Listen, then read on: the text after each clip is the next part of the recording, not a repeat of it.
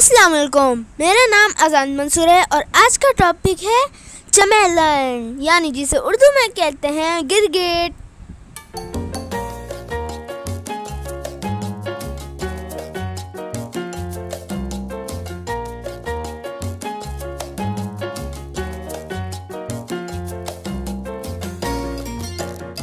गिरगिट रंग बदल कर वैसे ही हो सकते हैं जिसी जगह पर वो बैठे होते हैं।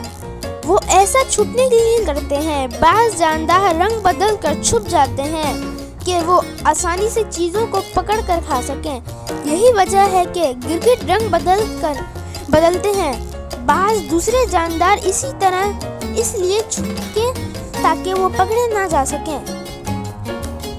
पानी के अंदर रहने वाला ऑक्टोपस भी एक ऐसा ही जानदार है जो गर्दनों की तरह रंग बदल सकता है।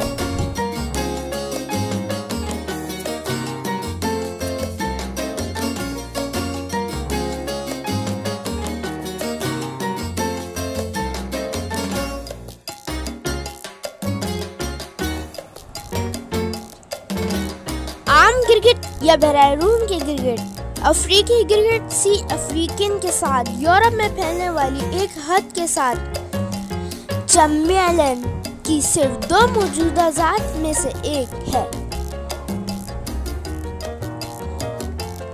ज़ेवरात का गिरगिट, जिसे आमतौर पर कंपन का गिरगिट या मेडागास्कर जंगल गिरगिट भी कहा जाता है, गिरगिट गंदे में छिपकली की एक किस्म है।